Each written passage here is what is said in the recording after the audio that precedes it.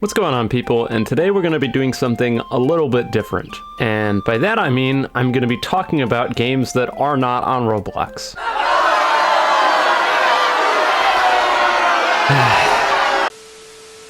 Yeah, I know. It's not Blox Fruit, we don't want it, but bear with me here, okay? Sometimes it's nice to talk about things that I actually like, so that's what we're here to do. Today's video is going to be about my top 10 favorite games of all time, because you know what, people are always coming in here and giving me a lot of crap for being negative all the time. So today I'm going to talk about strictly things that I enjoy, strictly things that I like, and things that I think that you should play if you ever get the chance. I think the vast majority of things on here you'll have heard of, but maybe you wouldn't have necessarily played them, and so me talking about them will give you that spark to give it a go. Anyways, before we kick off the list itself, I do want to throw out a few honorable mentions.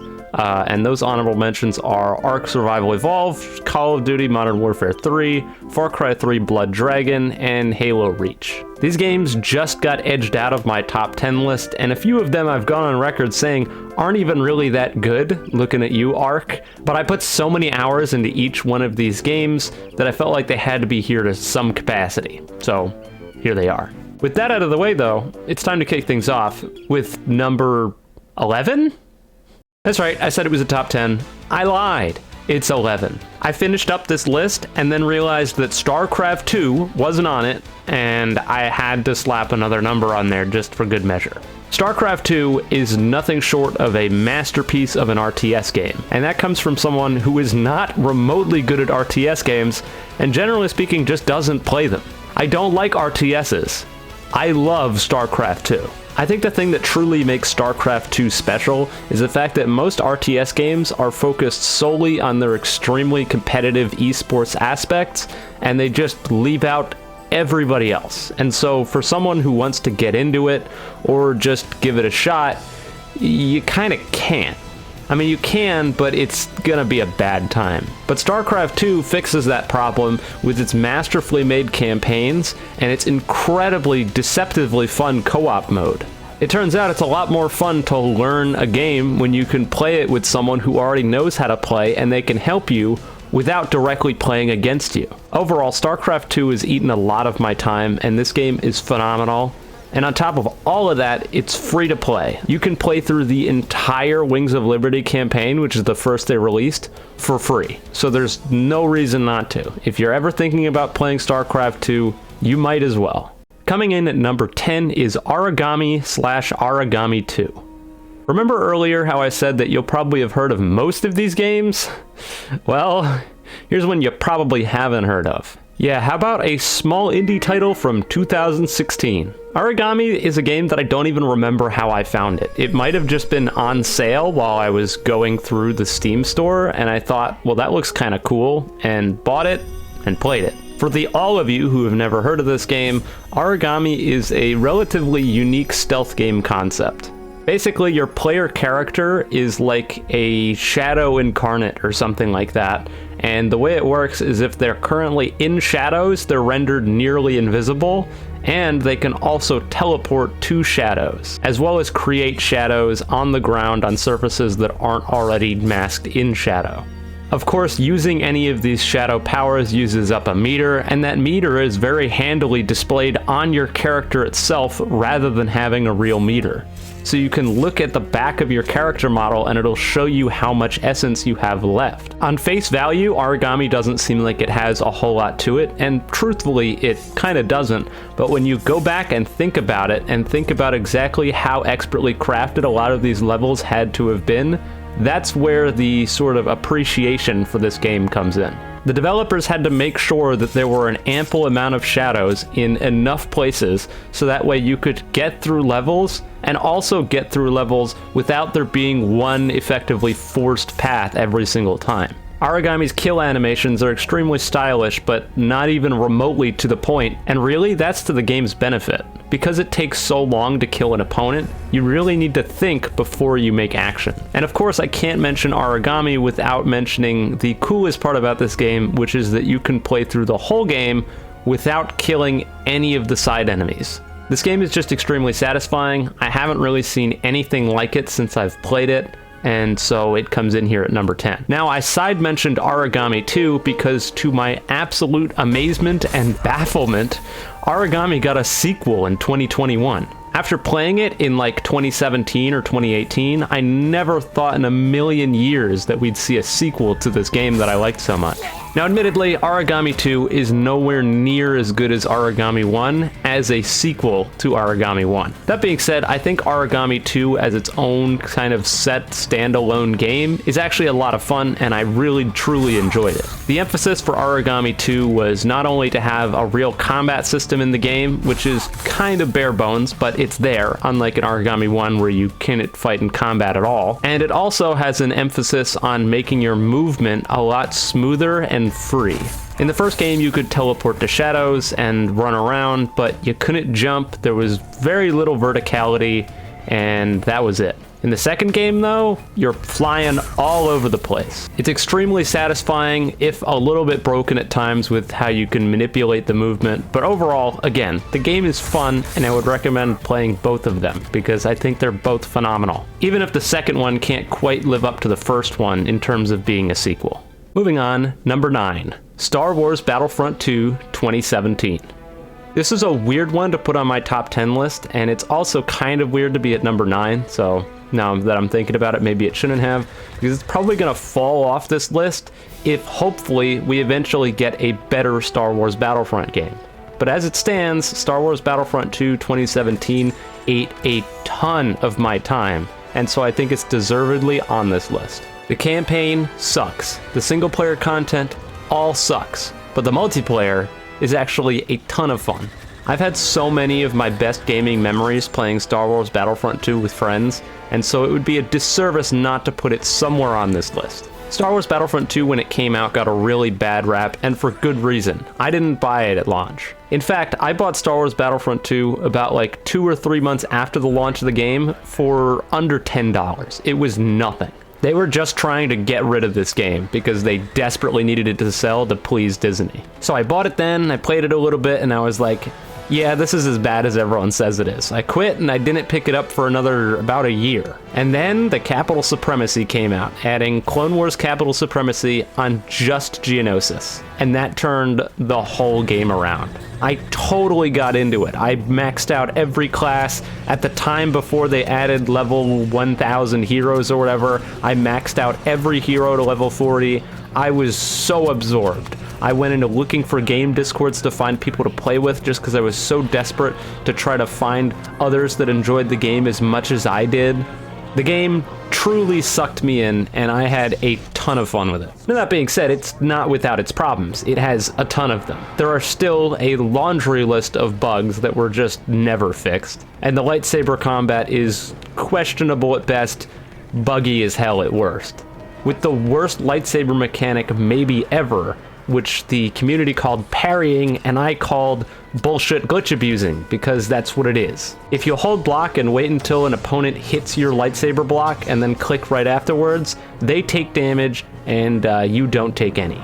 The community calls this a tech, I call it extremely lame. How are you supposed to attack the enemy if every time you attack them, they parry you and you take damage? The hero fights in this game were not good, not by a long shot, but even still, the game is fun. To this day, the game still has an active player base, and I wasn't really having any problems getting into games to play against people. So if you haven't given Star Wars Battlefront 2 a shot already, and you like Star Wars, I recommend it.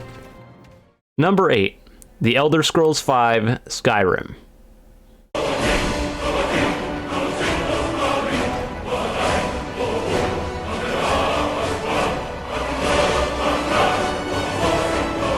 Yeah, I'll be honest, I don't know what the fuck happened here. So the last time I booted up Skyrim was years ago, and I guess I had it modded to hell, and those mods are now gone. I tried to repair the directory, I tried to fix the game, and no matter what I did, I can't get past the tutorial lag and ride to get footage for this, so this is the best we got. Even still, Skyrim is a phenomenal game, and I don't think you need me telling you that, because this game has sucked away seemingly hundreds of thousands of hours of everybody's lives. There's a very good reason that Bethesda re-released this game 100 times, and people kept buying it. and it's because it truly is that good. Skyrim is one of those games where you start it up and then all of a sudden it's 3 in the morning and you think to yourself, well, I should probably stop, and then you keep playing. Maybe it's for the best that I couldn't get Skyrim up and running, because this video may never have come out. Number 7, Dishonored. Dishonored is a game that I think has gotten more credit as the time goes on, and that really makes me happy. I played Dishonored back on the Xbox around when it came out, and honestly, I didn't totally understand the game back then, because I was pretty young and I just thought, I want to go in and be a cool assassin guy and kill people. But I didn't really get stealth games, so I would just get my ass kicked most of the time. Still had fun with the game, still somehow managed to complete it, but I didn't get it. Coming back years later on PC when the game was on sale, and it totally reignited the love for Dishonored that I had before. And this time, with a completely transitioned lens from a clueless kid to a young adult. And this time, I really got to experience Dishonored.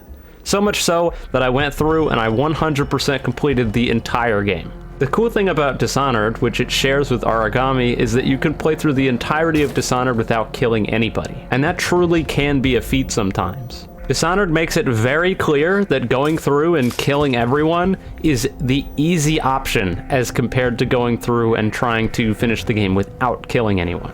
Even on the hardest difficulty, Dishonored is one of those games where it's not really that hard to just brute force through everything, especially once you understand the mechanics. And if that's the way you want to play, that's totally an option. You can go through and kill everything in this game. Kill all the guards, kill all the civilians. Just kill, and kill some more, and there is no consequence. I mean, technically, I guess there is, because it fills the game with more weepers and the ending isn't as good, but if you're not worried about that and you just want to kill shit, I mean, go for it, man. But on the flip side, you can go through the entire game, non-lethally eliminating every single target in the game, or making somebody else do it, and there's even an achievement for playing through the whole game without killing anybody. The story isn't exactly rocket science, but the gameplay is phenomenal and where the game truly shines. The powers are all super satisfying to use, and using your blink to teleport around the streets is nothing short of just fun. That being said, the game's not perfect, just like any other game, and I always felt like the power meter was sort of a shame the way it was implemented. Basically, when you use a power, it uses up your mana, and you have 2 states of mana, temporary regenerative mana and permanently lost mana. And permanently lost mana can only be recovered by consumables. And I'm one of those people who just doesn't use consumables a lot of the time. So a lot of Dishonored was unfortunately marred by me using a blink and then waiting for my temporary mana to regenerate, and then using a blink and waiting for it to come back. And then there would also be a lot of scenarios where I could use a better power to make my life easier, but I wouldn't use it because I wouldn't want to lose permanent mana and then use a resource. So I just wouldn't use it, and I'd go through the entire game just using blink and waiting, and that truly sucks. But I don't know if that's a fault of the game, and more so probably just a fault of myself for being a stickler with a lot of these limited time use things. I don't know. Number 6, Jedi Fallen Order. Probably the most recent game on this list, and I'm super excited because the sequel to this game is coming out relatively soon. But Jedi Fallen Order is a game that I never expected to like as much as I did. And that's because Jedi Fallen Order has Souls-like combat. Here we go. Dark Souls this, Elden Ring that, yada yada yada yada yada. People fucking love Dark Souls, and I'm gonna give you a spoiler right now. Dark Souls ain't on this list. You're not gonna find it here. I don't want to turn my praise of Jedi Fallen Order into another teardown of Dark Souls, but before you come at me, I beat Dark Souls 1, so you can't give me the you just suck excuse, because I completed the game. Fuck off. Anyways, because of the Dark Souls-like combat, I didn't think I was going to enjoy Fallen Order, and despite that, I played through the whole game on Jedi Grandmaster difficulty and had a ton of fun with this game.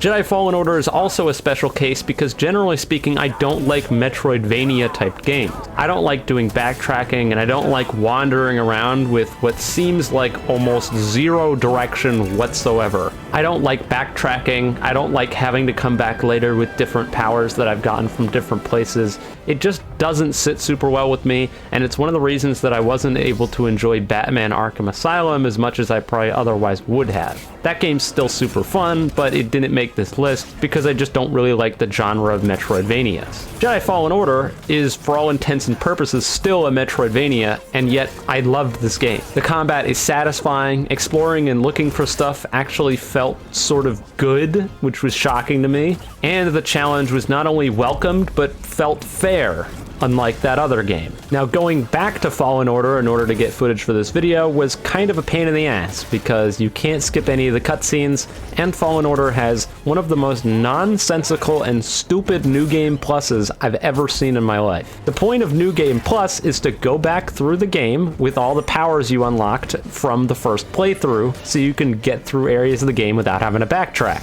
Fallen Order's New Game Plus lets you go back to the game with the cosmetics that you got. No health canisters, no powers, just cosmetics. What the hell? You also can't skip any of the cutscenes, so I had to sit there and watch through every cutscene again to get to a point where I could play the game. And that's whack. Those things won't affect you on your first time through though, and Fallen Order is a phenomenal game you should play. Number 5, fittingly, Grand Theft Auto 5.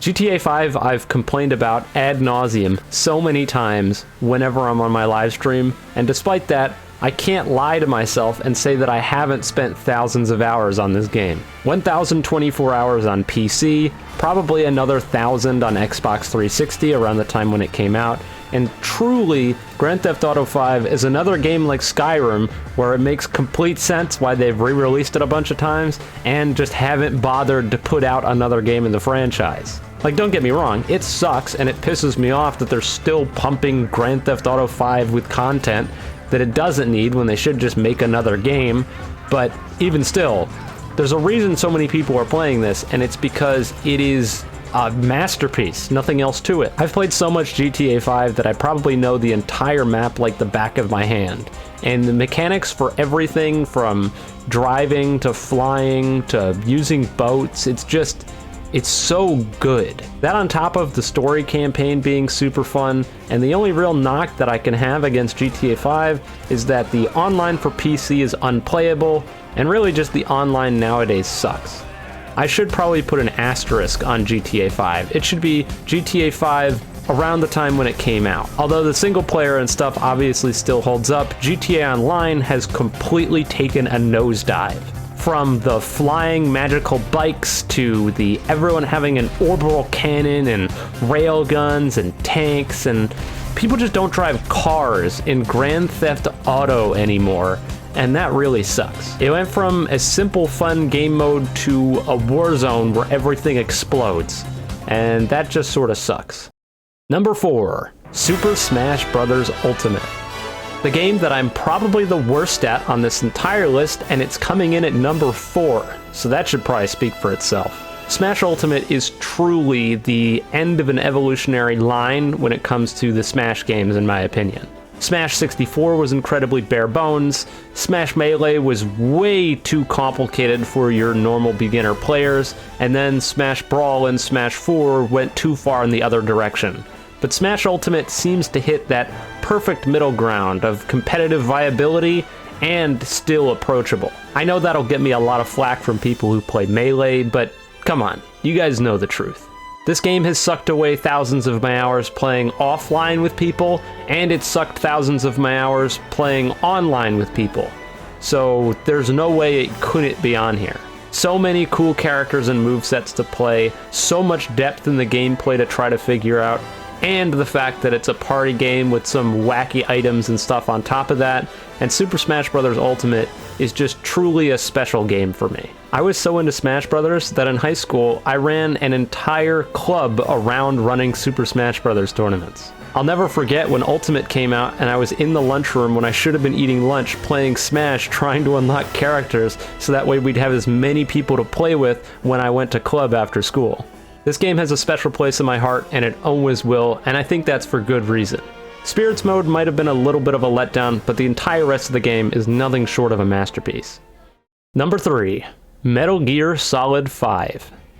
I know that Metal Gear fans tend to claim that Metal Gear Solid 3 was the best, or that they just really like the classics, but I don't think there's any question in my mind. MGS5 is just phenomenal. Incomplete or not, this game is so good.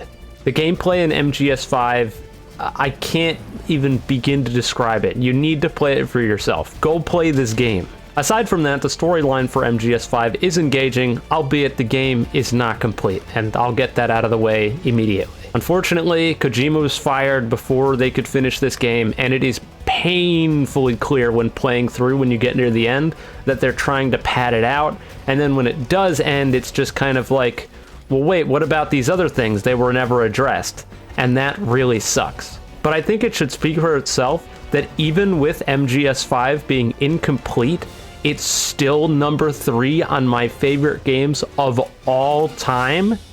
Yeah, do I really need to say a whole lot more than that? Just like a lot of other games on this list, you can go through this game and be as quiet as a mouse, alert 0 people, disturb nothing, and I mean, that's awesome. If that's how you want to play, that's how you want to play. But the people developing it knew that even though Metal Gear was a stealth game at heart, some people just aren't good at stealth, or sometimes stealth doesn't pan out. And because of that, there is all manners of options to play through this game. You could drive by in a main battle tank and just blow everyone up.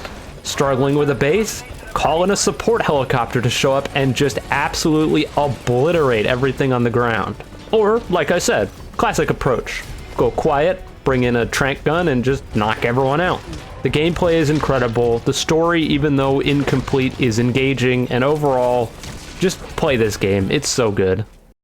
Number 2 is kind of cheating, and that's because it's Battlefield, the franchise. You guys probably knew this was coming. I'd be shocked if you didn't, especially if you watch any of my streams, because I'm always playing Battlefield 2042 over there, and that's because I just love Battlefield, the franchise. I feel like it scratches almost every single itch when it comes to a multiplayer shooter, and I love it. The reason why there isn't a specific game on here, I know full well that a lot of people don't like Battlefield 2042, and also I feel like I can't discredit the amount of fun that I've had with the past games just because I'm having a lot of fun now with the current one. And also, I'm sure another game is going to come out in 2 to 3 years, and I'll probably have a ton of fun with that game too. People love to say that Battlefield 2042 isn't a Battlefield game, or that the franchise has changed, yada yada yada, and I think that my thousands of hours I've put in say otherwise. Battlefield 4 can still be a ton of fun, albeit the massive amount of veterans can kind of take away from the game's enjoyment, but Battlefield 2042 right now is just the game that I have put in hands down the most hours in the last year or two that it's been out, and I don't regret that time because the game is just fun. Number 1, you guys all saw it coming, The Legend of Zelda Breath of the Wild. I got Legend of Zelda Breath of the Wild with my Switch, which I got for Christmas, and oh boy, did this eat literally my entire winter break when I got it. The fondest memories I have, hands down, in gaming as a whole, was basically locking myself away in my room for a week and just playing so much Zelda. I wanted to do everything that there was to do in this game, and I just didn't want to leave. After I finished the game on normal mode and did all the DLC, I went back and I did it on master mode. And after I did it on master mode, I went back and did it on 3 hearts on master mode. And then after I did it on 3 hearts on master mode, I tried to go back and do it deathless 3 hearts on master mode with no stamina.